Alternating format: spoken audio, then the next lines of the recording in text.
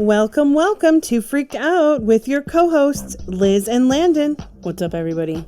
Today, guys, we will be covering the story of baby Sabrina. And this one is one of those episodes people have been asking me to cover for a long time now. So I'm so excited that we actually get the chance to do it now. By the way, guys, most cases we cover we have never heard of or even know anything about, so we also have to get ourselves all caught up on the cases, so it most likely is new to us as well. Oh, for sure. That is very true. And a good point to bring up. We are getting more and more popular on this end of things with the podcast, and we have so many new subscribers. I can't believe how much we've grown, and I just want to keep on growing, so make sure to go out there and share this with all your friends and family. It really does help bring our numbers up and gets that closure out there in the world. Now, with all that said, here are our top patrons of the week. NL Sillyboy87, Andrea McDonald, Ian Flitz, and Talk to Me 1124. Without your dedication and donations, we wouldn't be here as often. One day, I want to be able to drop 3 episodes a week, and one day that may happen. So fingers crossed, guys, on my end. I think it will definitely happen. I think so, too. All right, guys, let's get into it. At 6 a.m. on November 24th, 1997, Marlene Eisenberg woke up and went into her kitchen. She was surprised to find the laundry room door to the garage open. She then discovered that her 5-month-old daughter Sabrina was missing from her crib. This case shocked the community, and police knew they needed to find who kidnapped her quickly. Investigators learned that the laundry door also may have been left unlocked. Despite finding an unidentified shoe print and a blonde hair in Sabrina's room that may have belonged to the kidnapper, suspicion began to fall on Marlene and her husband Steve. However, they denied their involvement in her disappearance. Police took several items from their home for FBI analysis, including her crib and bedding. During this time, the Eisenbergs made a public appeal for Sabrina's safe return. Police and others thought the appeal was suspicious. Along with a video of the Eisenbergs leaving their home smiling, it was taken one day after Sabrina's disappearance. In order to prove their innocence, they agreed to take a polygraph test. Marlene claimed that the police told her that the results were inconclusive, and they had expected that because she was hysterical and crying. However, the sheriff's office has stated that her results were not inconclusive, and they will not publicly state whether she passed or failed. Shortly after Sabrina vanished, the Eisenbergs hired an attorney. They felt that they had no choice since they were being considered suspects. The police have declined to comment on any possible evidence in this case.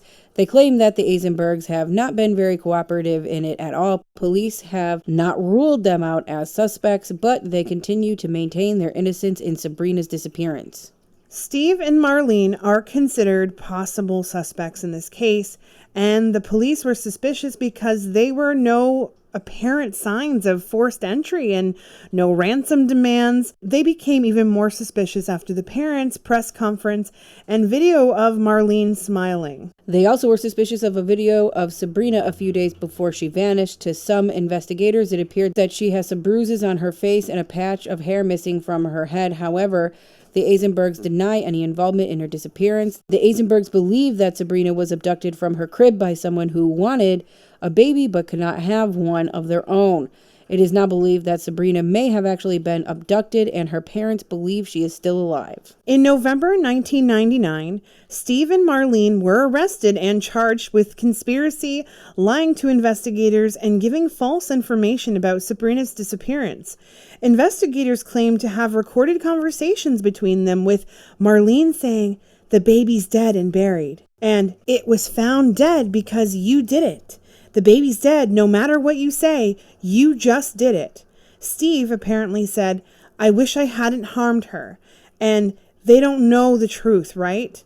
However, 2 years later, a judge dropped all the charges against them, claiming that the prosecutors misrepresented the strength of this case. The alleged statements from the recorded conversations appeared to be too inaudible to be understood. The U.S. attorney has agreed to reimburse the Eisenbergs for the cost of their legal counsel. In 2017, a woman contacted the Eisenbergs through Facebook believing she might be Sabrina.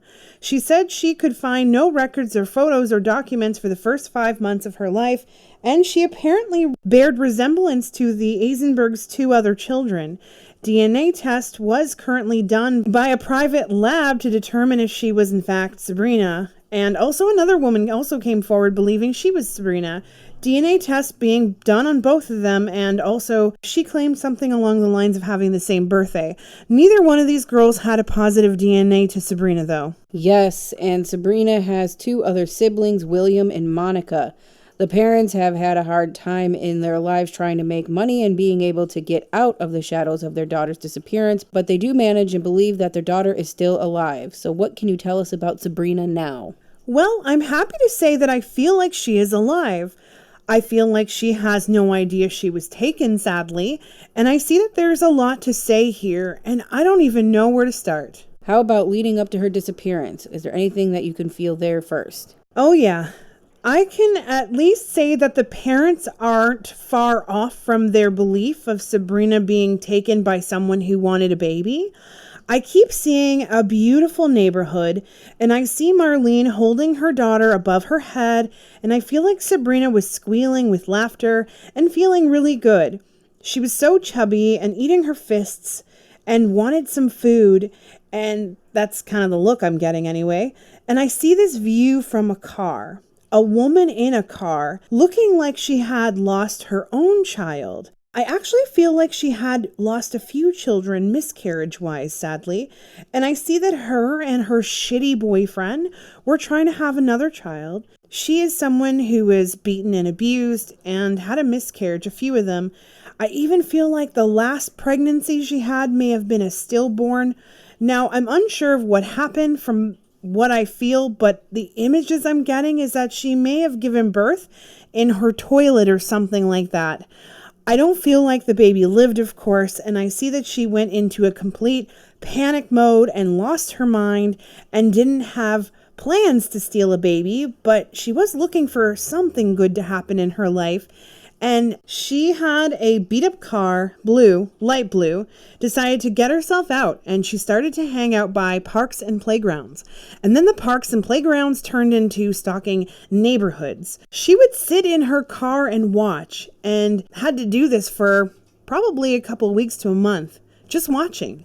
She didn't have a job, but her partner did. He also drank a lot from the looks of it. So can you tell us why she's in this neighborhood? I think it's because she never lived in an area like this before, and it was always a dream to raise her kids in a place like this. Well, she wasn't always on Sabrina Street, but I do feel like about a month before Sabrina went missing, I see that she was in a store. Perhaps a grocery store? I'm not 100% sure. Maybe like a department store. Yeah, makes sense. Groceries and clothing. I feel like Maureen and her kids were all out together, and I feel like this woman, Casey or KC, something like that, seen the family and wanted to take Sabrina right then and there. I feel like she decided after this, she watched this family for a few days and she kind of fell in love. She shows me she sat right outside of their home a few times. I feel like she even interacted with the family beforehand as well. I feel like she looked like a mom and used the excuse of her child being at school and thought baby Sabrina was beautiful. This woman pretended her kids were also at the same school. So she was stalking them for sure, trying to figure out a way to get her hands on Sabrina. Pretty much. I only believe they interacted once, though, and I feel like she didn't want to leave too much of an impression on her to be remembered when it came to the investigation, because she had been thinking this out for a while and plotting it. And I feel like this Casey woman had also justified taking this little girl because they weren't caring for Sabrina the way she would care for her. I also feel like she was smart, book smart, never really applied herself, and she had planned to once she had a child, just one. So she plotted this entire thing out. What happened with Sabrina's disappearance? I see that she had been coming back at night and noticed that they had left their garage door open every single night, 5 days in a row. And I feel like that was reason enough for her to be able to access the house. I keep seeing the lock on the door leading into the house, and I see that she had walked by and maybe even eyeballed it a few times beforehand. When the family was busy, she knew she could pick this particular lock. I even see that she had done so a few times in the past for other places. I see that she lived in a trailer park, and I feel like she had to steal things a lot in her life. I know we had looked at a map of the area of where she lived to see if you could pick up any energy from the map. It actually helped out a lot with being able to get these visions. Is that correct? Yes, it did actually. And if I'm able to see things like a home or be able to get a picture of where the person once was, I can close my eyes and paint a picture, especially if I'm unable to channel the person. This is where I come in.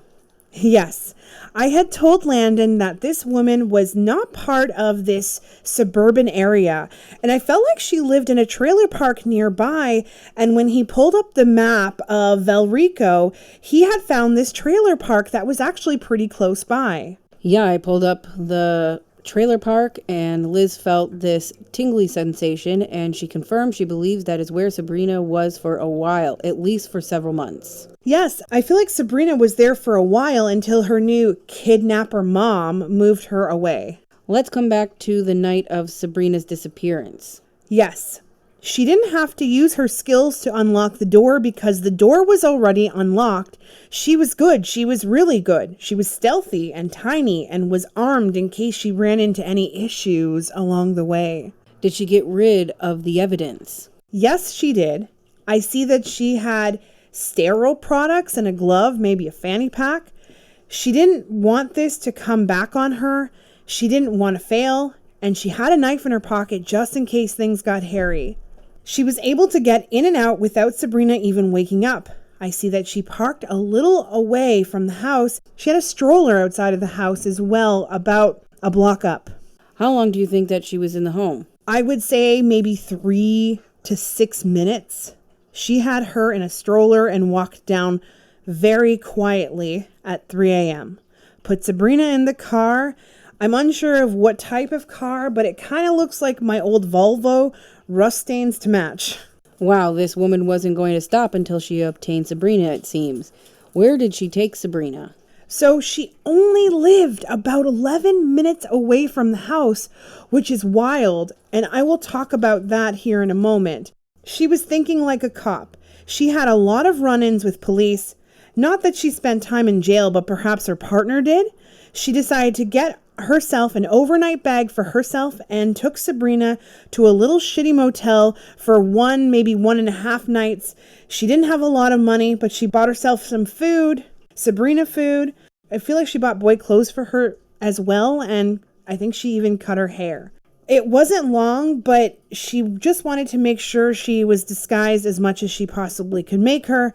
And I see that the police were pretty close to her area, but they were so focused on the family being the main suspects that they kind of let that one slip right through their fingers.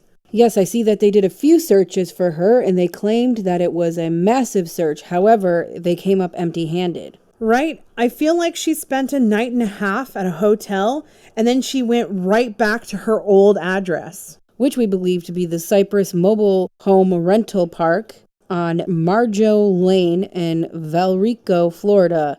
Now, with that said, it might be a different company. It's been a very long time. Right, since she went missing for 24 years, but that's the area.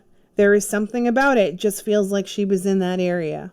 How was she able to pass her off as her own? Well, from what I feel, there has been a change in birthday. This child has an ID, a social security number, and a new name.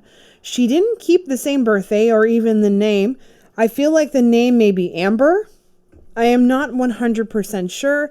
She didn't hurt her though, and she left the man pretty much after she kidnapped Sabrina. I feel like she went off into another side of Florida.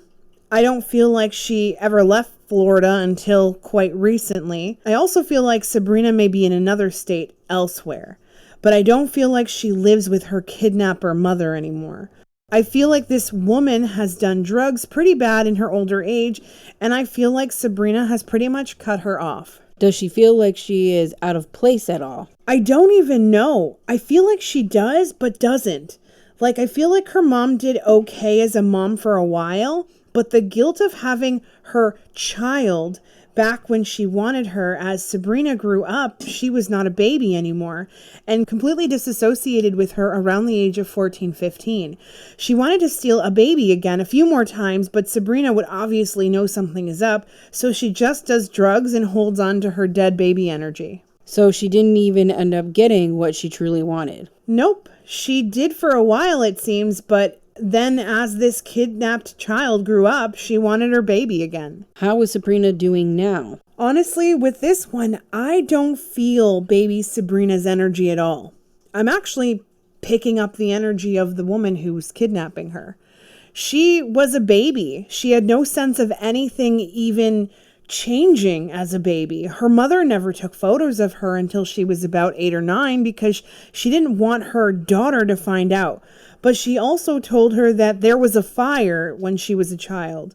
Sabrina lives a life of working a job at a grocery store, trying to obtain something school-wise, and looking like she really didn't get a lot of time to spend doing school-related things until she was away from her mom. Her mom told her school was a scam created by the government. She had to unlearn a lot. Yes, she did. Her hair is also not as dark anymore. She's a pretty girl, but her hair is short, with a buzz cut on either side. She has piercings, and which her kidnapper does not like, and I see her through the unsub's eyes. We have been watching a lot of Criminal Minds. Yes, and it's sad we're getting closer to the end. Will she ever be found, or do you feel like you know where she is currently? She can be. I feel like it's hugely possible. I feel like she is somewhere warm. Again, Cali. Gives me a Cali vibe. People in California, keep your eyes peeled. I don't believe they are too off on what she would look like today in the photos they have of her. Maybe her hair might be on the shorter side, like Liz said. Liz had mentioned that earlier. Maybe it was shaved to the back or on the sides. She has more of a punk or gothic feel to her. Lots of tattoos on her arms too. Heavy metal is her music of choice. You're welcome, by the way, guys. I wanted to mention that when it comes to me seeing cases never getting solved, I know it's hard to hear. However, those are just visions, and visions can always change. As I keep checking on the status of each one of these cases, as the list grows, it gets harder and harder to keep track of it, but if I ever feel anything connected to any sort of change with the case, I'll let you know. Even with the case of Natalie Holloway, I feel like her case will never be solved. However, I've had a few dreams where I see water and the water has a surfboard on it and there she is laying on it. I don't know if that's a message or if she's trying to tell me something's changed. I'm unsure at the moment, but in my gut, I feel like something may be changing here. So perhaps these episodes are helping. Other people are helping. Who knows? But work together to get justice, even with just one case, would be wonderful. Let's keep making these impossible cases of no resolve get solved. I agree with that. We will keep on. Next week, we will be back for Courtney Lake. She is from Newfoundland. And Liz and I have so many Newfie friends and clients. And this one is for you guys. You were one of the first provinces other than Ontario that put their full faith in Liz. So incredibly true. I remember I had spent about a 3-month period in 2019 just getting Newfoundland clients back to back to back. It was hilarious. All right, guys, until next time, stay freaky.